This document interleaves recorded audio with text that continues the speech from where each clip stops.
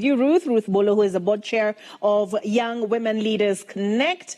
We also have sitting next to her Boniface Nyamu, who is an advocate. We have sitting next to him Janet Watoro, who is a program associate for the Institute of Social Accountability, we have sitting behind her Dennis Kusgey, who is an IT systems expert and is also speaking for the diaspora community in this conversation.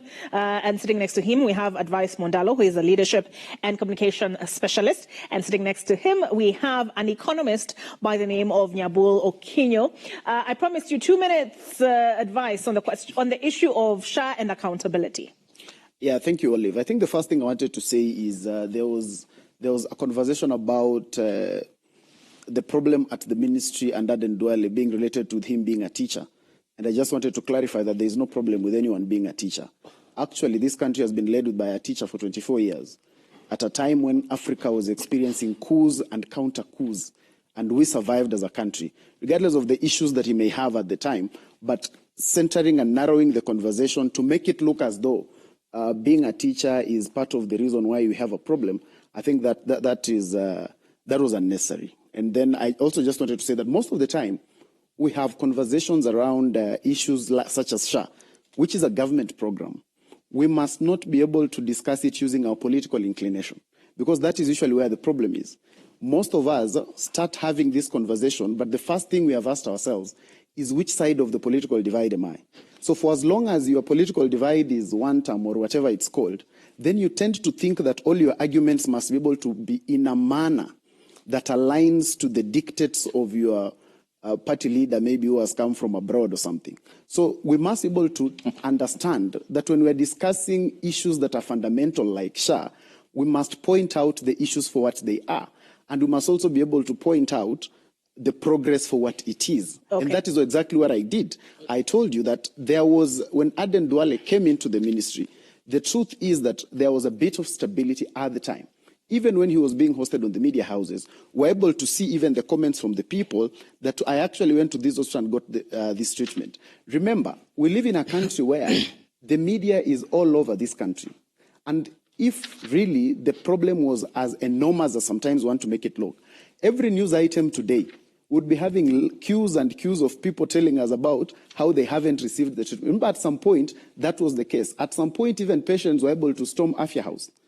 So we must be able to understand that the reality is that there is something that has been done, but there is something that needs to be done. For instance, the claims. When now we talk about those hospitals that look like tents, and you're telling us millions have been paid, now that becomes a problem. All right. When we are talking about such kind of issues, that when you're talking about a 10.6 billion misappropriation, of course, I've seen them saying they have been able, it's not been done. But now that becomes the problem. The issue should not be that every time we get to conversations about real issues and real government projects, we reduce them to our political inclination and also reduce them to personalities and professions. Nyabul, your right of reply? Yeah, I think I can't allow a misrepresentation goes uninterrupted, okay? My friend Advice has a tendency of making everything political and shining us from being the political in the same sense. Listen, a teacher is as important as a doctor. All I just want is, I don't want a doctor to teach me, and I don't want a teacher to treat me. Thank you. All right, CSS Janet. Don't teach and treat. Okay, CSS execute leadership. That is a symbolism. So the problem is, that is a symbolism. The problem is that simplistic understanding of thinking that when you are the Minister of Environment, you should be so that we make time. That is where we have a problem. Katiba at 15, all right? So we've looked at the right to health and we've seen there's a ways to go. And on some issues, realization was intended to be progressive. But Janet, have we realized, in your opinion, the aspirations of the drafters of the Constitution of 2010? Well, in my opinion, looking at where we are at, the intent was great. Have we realized it fully? Not quite. We're not there yet. On one hand, we have devolution kicked in. Services were meant to be brought closer. We have seen that happening. However, have we fully implemented devolution? Not quite. We have issues of delayed disbursements. We have issues of separation of powers in itself. We are seeing MPs trying to hold on to the CDF, which is unconstitutional. You cannot be doing oversight and yet you still want to manage the same funds that you will be doing oversight over. That is definitely unconstitutional. So yes, we have huge hiccups in the Constitution itself was beautiful. It's a beautiful thing. And Article 1 says that it gives power to the people. But then that also has been usurped by the people who are in power, trying to amass all the power which they have been bestowed just as custodians to protect and uphold and respect the Constitution. So we still have a long way to go. And at 15 years, I mean, you already know what is working, what is not working. So I think we need to do more. We know what is working, what is not working. You think we know what we need to do. So you will tell us that whether that includes rewriting some things, but we'll come back to that. Dennis, your thoughts. What do you think was the biggest gain of the Constitution of Kenya 2010? The Bill of Rights. Actually, and I'm part of the few people who think the Kenyan Constitution is overrated. And you're with me. And really, the statement is unconstitutional. Explain yourself. The jaw drop. Because actually, if you see from the old constitutions that we inherited from the British, you know, what are the major things that the new Constitution 2010 brought in? What was concerning most Kenyans was the Bill of Rights. That's basically the most critical thing that I could say. It was the biggest step. And that could be done through an amendment. And then, of course, we created procedures in which we can amend this constitution. And we brought in gender equality to that gender rule, which we are not even implementing. And the implementation of this constitution has been, actually it has taken, I don't know, very long. We need to remember that until the previous government, we still had the DOs and DCs, like 10 years after the promulgation of the new constitution.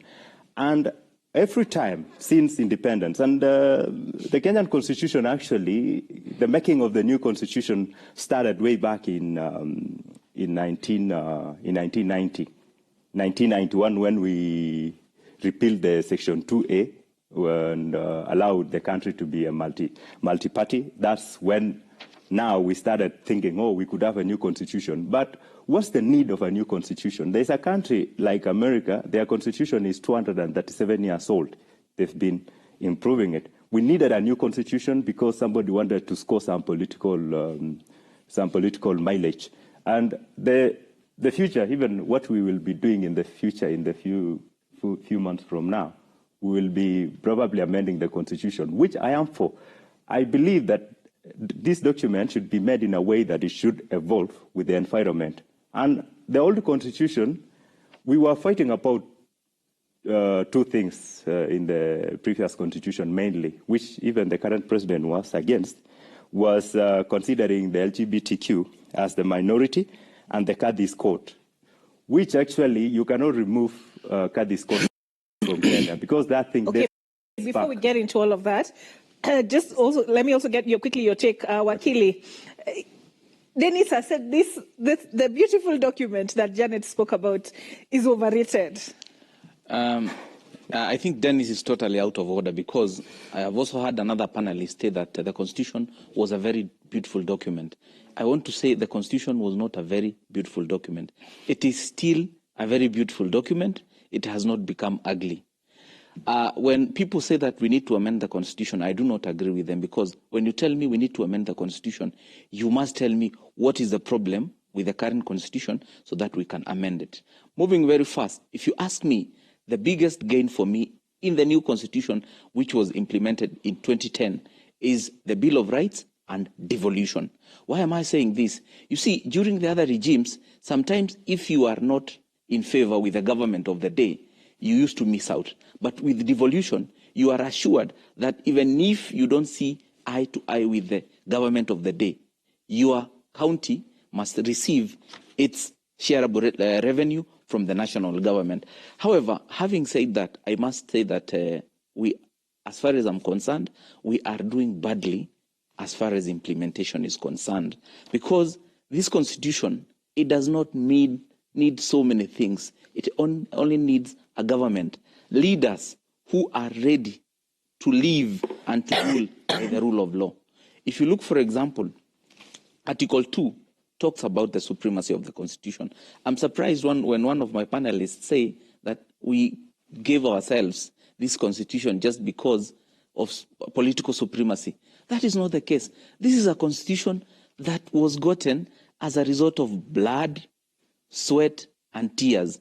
Mind you, the reason as to why he's coming to Citizen TV to freely express himself without having to look over your shoulders of niece will be here to arrest you is thanks to the drafters of this Constitution and to the people who fought for the second liberation. That is why I'm saying we are the generation that must fight for the third liberation, because the first liberation was the independence. The second one was the 1980s and 1990s. Multi-party democracy? Multi-party democracy. The third liberation is now the Gen Z and the millennials. If we fail this nation, we might not be in a position to recover. But I'm very hopeful with this generation, Gen Z and millennials. So this would be, the third liberation would be in defense of the Constitution? In defense of the Constitution. Of 2010. Yes. All right.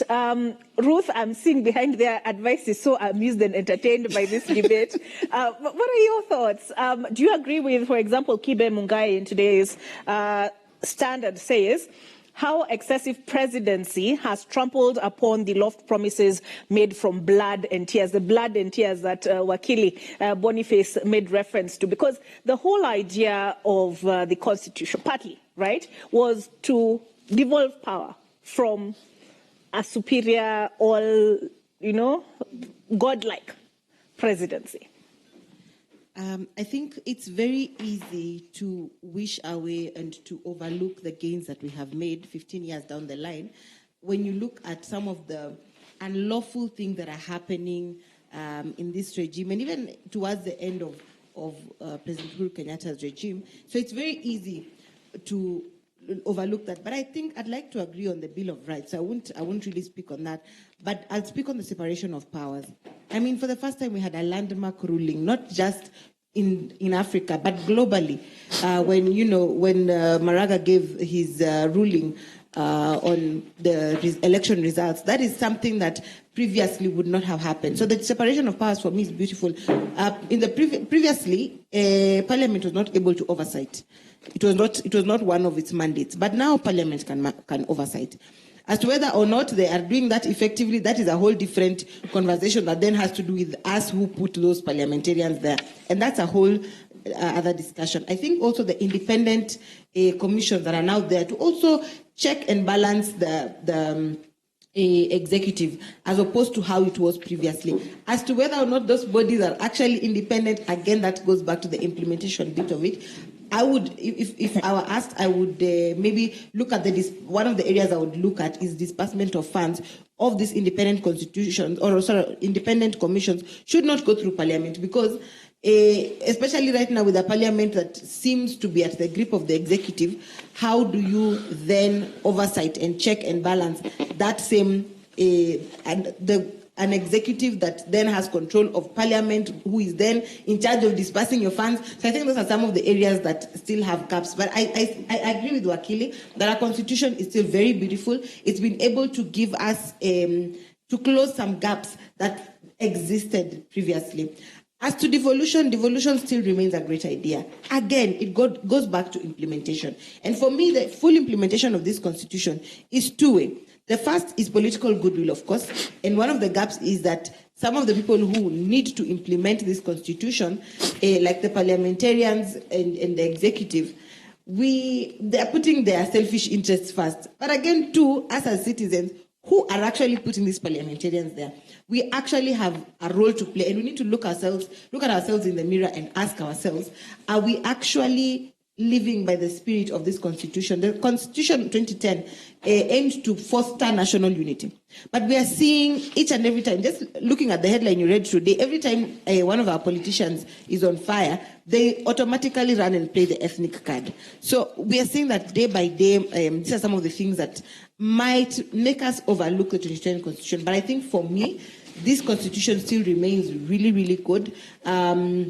There are areas that, of course, we still need to amend as we go. Areas like public participation, which, again, is an awesome idea. And we have seen a lot of rulings or laws that seem to be pushed before going for public participation, again, are being thrown out. So I think public participation for me is beautiful, only that now we actually did not have an act to put a threshold to dictate some of the metrics of what a successful public participation would look like. And it's only up until, I think, 2 or 3 years ago that we now started having conversations on what should this public participation act look like. And finally, my biggest problem with the implementation of this constitution is we have a leadership of this country that does not seem to have the slightest regard of the law.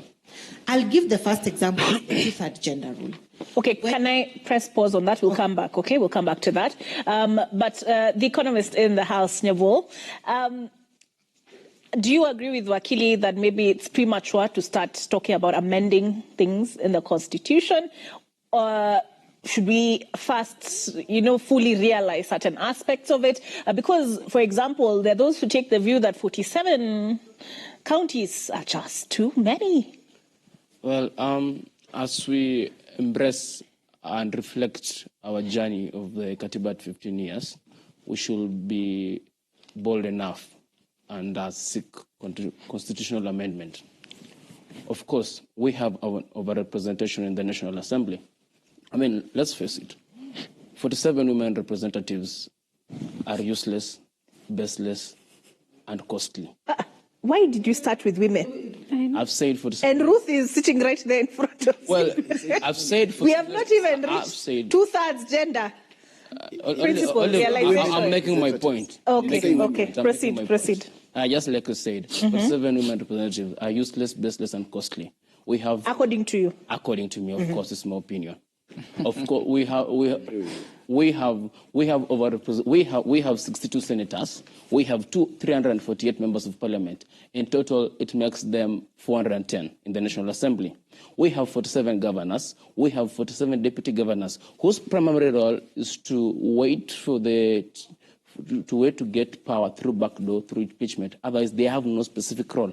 And we also have 900 MCS. Cutting this cost by almost for the parliament to 200, and of course, scrapping the 47 representatives and the 47 deputy governors, we have the capacity to save almost half of the budget. You see, a common Wanjiku has no capacity to continue bear the cost of the increasing waging bill in the names of salary and remuneration. And this is not an idea about women or whatsoever. I believe that leaders should be elected on the basis, just like I said, on the basis of meritocracy. Putting gender ahead when electing leaders is in the same qualification of putting tribe ahead when electing other leaders. So you don't believe in affirmative action? No, I believe in meritocracy and qualification of a leader. I don't believe on gender and I don't believe on tribe. Well, for the 2010 Katiba, I see Ruth in front of you is about to explode. I know it's a tricky conversation, but we'll get there. So, for the 2010 Constitution, I envision it like a baby who has outgrown a parent, and he must be given a chance to be independent and get the fair share of the wealth. So, in this case, in an economic angle, okay, we had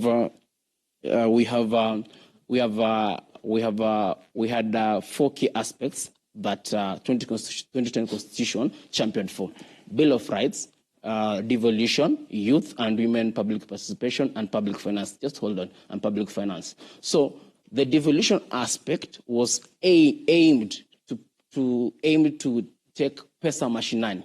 But you see what it has done? It has simply taken pesa from county exchequer to the governor's account. What it has done, it has simply transferred power from the national government to few local men in the name of MCS. So we need to have these hard conversations, because devolution in the long run was supposed to bring power to the people. I'll quote the Bible, Luke chapter 12, verse 48. It says this: "For whom much is given, much is expected." Kenyan government has mischievous way of finding a way around that verse. Where much is given, much is lost. I agree, much has been given in devolution, but much is lost through corruption. Of course, through runaway corruption, embezzlement of funds, and inflated cost of projects. I will have gone on and on, but it's important we discuss this conversation of constitutional moment. Kenyans are ready for this conversation as long as it's going to save the cost. All right. And I was not going to interrupt you, by the way. I was just looking at the time. Advice. You look like you're about to give this gentleman a standing ovation. I'm just realizing I needed to watch this conversation more than be part of it. But I think when we talk about the matters of the Constitution, what I think has been the biggest gain of the 2010 Constitution is that it gave country to the people. Because for a long time since independence, there was more or less a presumption that the country belonged to the leadership and not the people. The 2010 Constitution gives the country back to the people from its opening clause when it talks about the sovereignty belonging to the people. And it's about we, the people. I saw some gentleman who has been largely quoted for that. And this has actually been done in almost every aspect of governance. You see the aspect of public participation. It's now a very primary role. It's something very fundamental today in the country, that we're having conversations around it. There is a conversation of do we need an act around it? It essentially talks about how really today the governance of the country, it is very hard for you to actually fail to involve the people, including even in the leasing of public enterprise. These are not things that were there before. I think that's one of the biggest gains of the Constitution. The other one that I feel is a big gain of the 2010 Constitution is the provision of checks and balances. Because unlike before, today checks and balances of people in public office is up to the highest level. And there has been tests to actually prove that this Constitution can be able to withstand.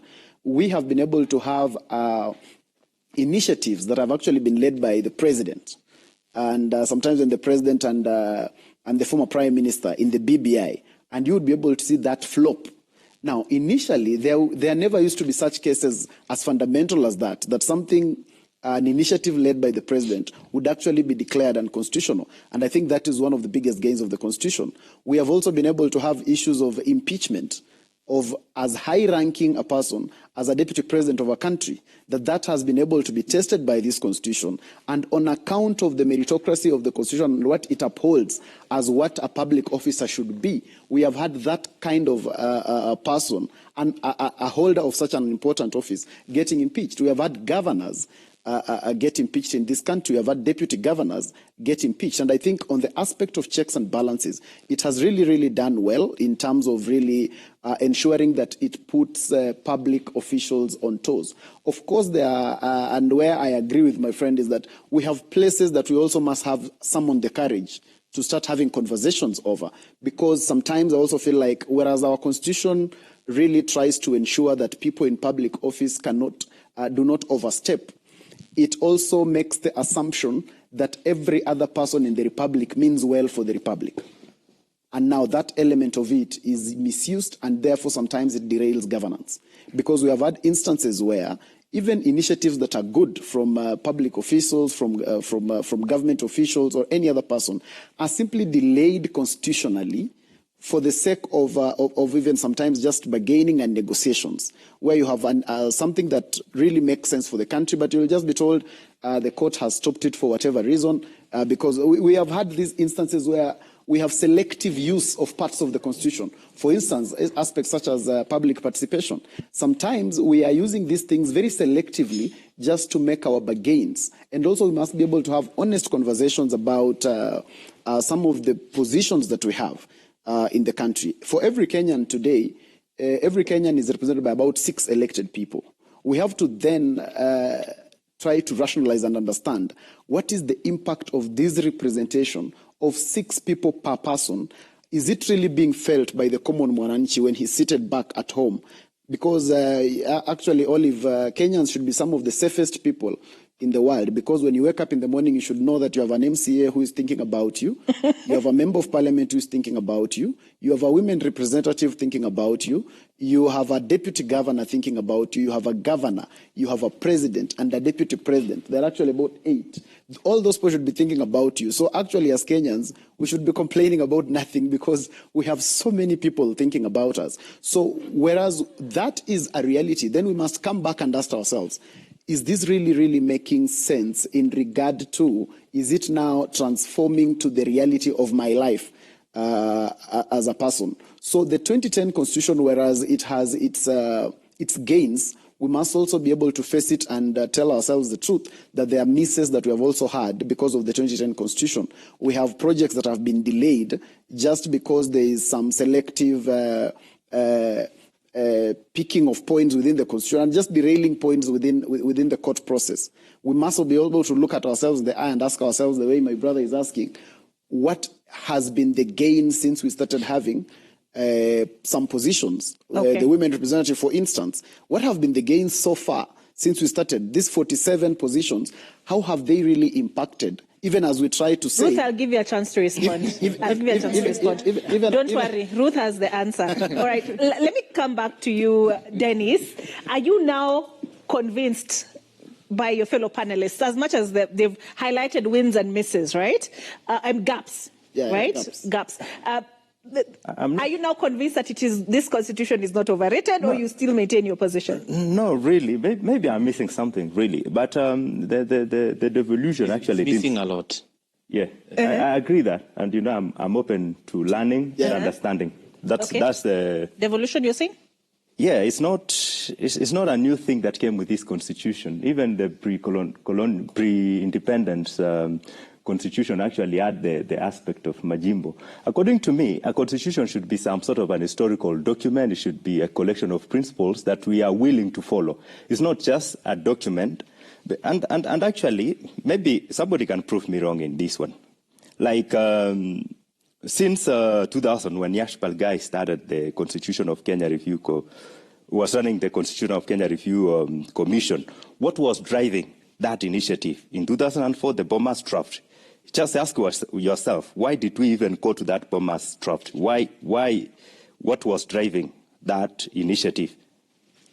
If it was not for settling some political issues. And in 2004, I could say we could have had also maybe one of the best constitutions, but Kibaki, who was president then, was opposed to it because he saw that it was going to water down the powers of the president. Kiraitu Murungi, actually, who was the Minister of Justice at then, spoke very openly against the proposal that came from the Bomas of Kenya 2004. But they needed to give something to Kenyans. So they came up with the Wako draft. And Wako draft actually created the ODM that we know today. Ruto, Kalonzo, maybe Uru was in. I don't remember very well. And at the committee of experts, actually we were solving a very bad incident that happened in 2007, and we wanted to give Kenyans some sort of new lease of breath somehow. So I believe that the constitution that we got during independence, we would have developed it. I gave an example of the American Constitution. It's 206 years old. It has been amended only 27 times. And the biggest amendment that came into that constitution is the Bill of Rights, which I say is the biggest gain in the new constitution. But devolution, actually, depending on how you see it, all the initial governors that were elected were the people who could make the loudest noises. They were not the most competent. And we ended up, actually, governors thought they were continuing to be politicians, but they were going to manage very important parts of the country. Now we want to go back to the 7 or 8 regions that we had initially. So it's better. New is not always the best. Okay. According to me, I believe we should just increasingly, progressively improve on what we have. All right. So before we get into the question of overrepresentation, because that appears to be a big issue, I have already some sentiments online. We have Babu Michael, who says the problem we have in Kenya, as we reflect on Katiba at 15, is implementing the Katiba selectively. Most regimes so far since the promulgation of Katiba have only implemented what fits their narrative and ideology, omitting mostly the Bill of Rights. Bob Owino says, Voice of the Youth hasn't had an impact 15 years down the line because they can't stand on their own, depending on political bigwigs and more so financially unstable. Godfrey Barasa says, 15 years on, our constitution gathers dust as a political class cherry picks what suits them. Kenya doesn't lack laws, it lacks leaders with the courage and integrity to enforce them. Engineer Lazarus Kanyambok says, time is ripe for the 2010 constitution to be subjected to radical changes. Some positions doing duplications of the duties and burdened Kenyans with the wage bill, i.e. CS in the counties and national government.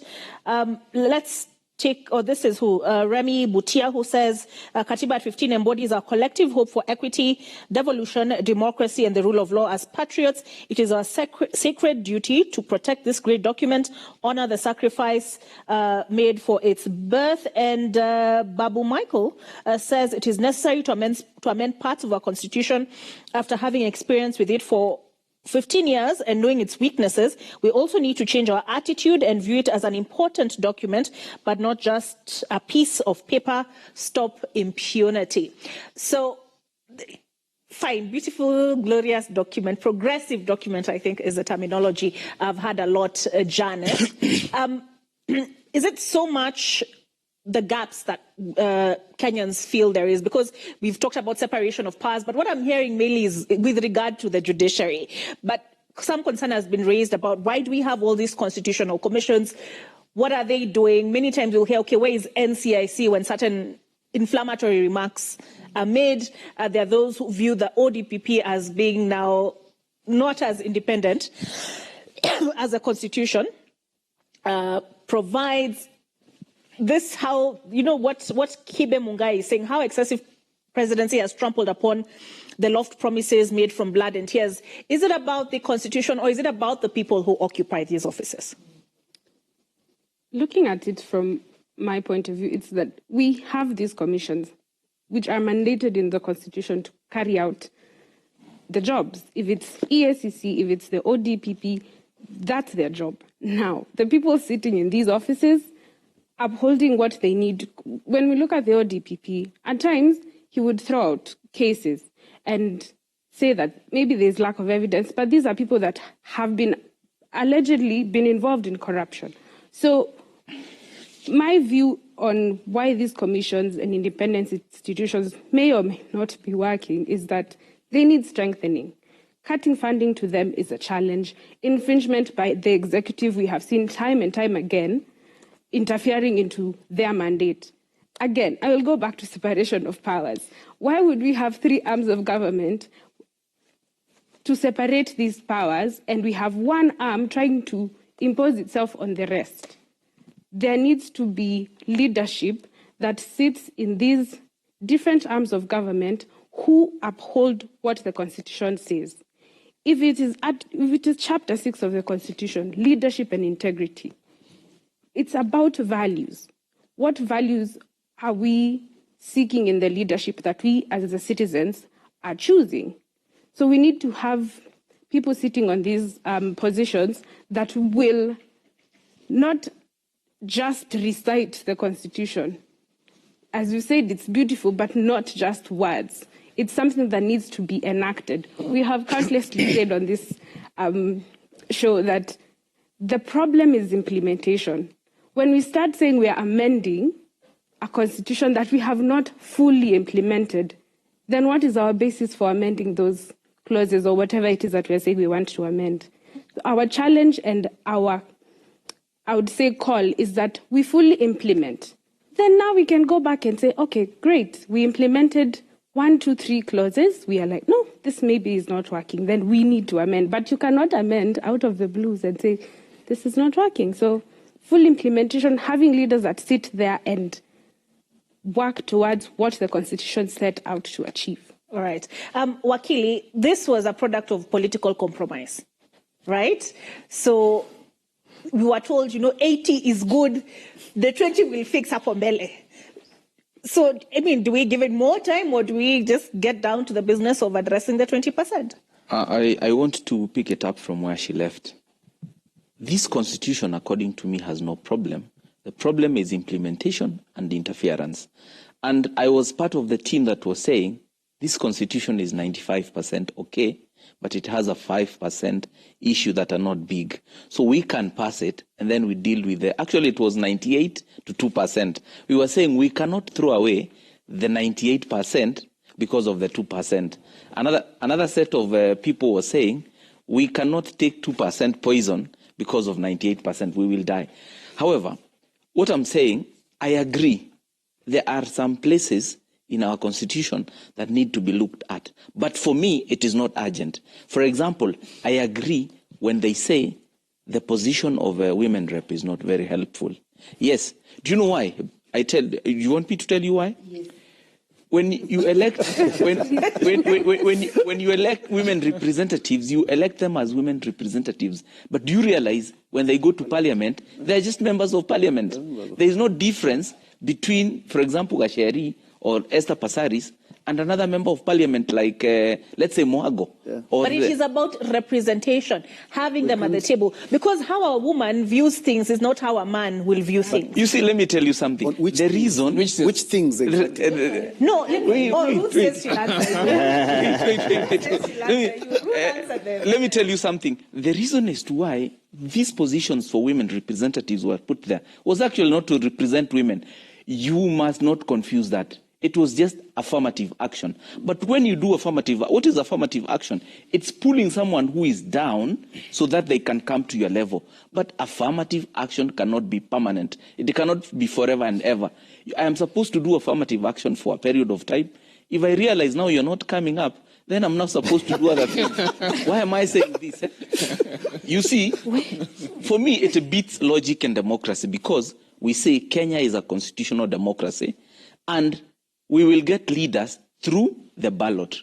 You cannot be telling me, actually, if I was to be asked, the only place I would like to amend in this constitution is that one-third gender rule. Why? Because I agree with the one-third gender rule as far as appointive positions are concerned. Exactly. But you cannot say Kenya is a democracy. People are supposed to go to the ballot and elect their leaders. And then you turn back and tell them, while electing those leaders, you must elect 1/3 as men, 2/3 as women. Let them elect whoever they want to elect. In any event, if it's just elections, do you know women are the majority? Why don't you elect women to be the majority in parliament? So I am not against women. But I would propose we abolish the woman representative's position because it's a member of parliament. If people want to elect, actually Kenyans have elected women members of parliament. We have people like Wanjiku Muhia. We have people like Millicent Emilio Odhiambo. So it is not something new. However, having said that, I heard you talk about the commissions. Let me tell you something. The problem is not the commissions. The problem is the occupiers of those offices. Why? Because there's too much, even when we call them independent commissions, the executive has refused to let them be independent. A case in point, look at IEBC. IEBC is supposed to be independent. We are supposed to select commissioners. But can I surprise you? I can tell you for free, the current IEBC commission, as was constituted recently. Those ones are appointees of executive sitting somewhere saying, give me the chair, give me the vice chair, give me a member. And it is known. If you trace their history, you will know, although we are saying this is supposed to be independent, they are not. However, we cannot say just because there is interference, we now do away with the commissions. What we are supposed to do is to be firm, ensure there is no interference, because if we say there is a lot of interference with the Judicial Service Commission, so what happens? We say that we abolish it, judges be appointed by the president like used to happen, we will be going back. We say IEBC, It's supposed to be independent, but it was interfered with by the executive. So we do away with the IEBC. We still need it. However, we need to remain vigilant, because for all the constitutions, the powers that be always have problems implementing those constitutions. But when the citizens are vigilant, it is doable. All right. Yes. Ruth, this is your opportunity now. Thank you. It's funny that when it comes to all these other laws that are not working, we are talking about amending them. But when it comes to the women rep position that seems not to be working, we are talking about scrapping it off. Wow. So what metrics are we using to decide what is not working that should be amended and what is not working that should be scrapped off? It's very unfortunate, and I like that he mentioned Millie Odhiambo. I don't know if you're aware that in Millie's county, in Homa Bay County, the gap between the first woman who was elected and Millie is 16 years. So for those 16 years, who was legislating and representing the people of Homa Bay County, the women of Homa Bay County? Who was checking on in terms of a gendered lens, on the budget of the country? Who was doing that within those 16 years? And that it's such reasons that brought about the affirmative action seats. That political terrain as it is very different from men and women. You cannot expect them to compete on a competing ground that is not very fair, that is not very leveled. So until that ground is leveled, there will always be affirmative action seats. And right now, it may be for women, but I am telling you, Olive, in the next 10 years, it is, and will come, I hope you You're saying it is the men who will be and I will be telling Wakili, that position needs to be scrapped off. And I'd like to just be very objective and look at some of the laws that have actually been introduced by women, both members of parliament and women representatives. Before I come to the women representative issue, we have the Sexual Offences Act. We've got the Protection Against Domestic Violence. We've got the Victim Protection Act. These are the ones that have been brought about by women, including the women representatives that we are saying should be removed because they are not doing anything. We have the Matrimonial Property Act. I know most of us know that for a very long time women were not able to inherit property. One, and two, women were also not able to get some of the property from that they have helped their spouses to buy. And now you can imagine if Wakili and I are both going to the ballot. I have not inherited property. So I cannot even sell property to be able to campaign. He has inherited property. You're telling us to compete. How is that a fair level ground? I think those are some of the societal issues that we need to look at when we are saying that women don't need affirmative action, that women are not able to come up. Right now we're having conversations on the reproductive Rights and Health Bill. That is a document that was brought up by women because they know the issues they face when it comes to, sexual reproductive health rights. All these years, we are yet to have seen even one man contribute and actually say, we have been having issues with my wife when it comes to conceiving a child. And so I think these are some of the legal gaps that are there. But when we remove some of this affirmative action, then we really do not have a voice for some of these minorities, women being one of them. So when we talk about the women representative seat, first of all, I'd like to just give an example for the common Wananchi to understand. If I have 500 shillings and Wakili has 500 shillings, he has 3 children, I have 7.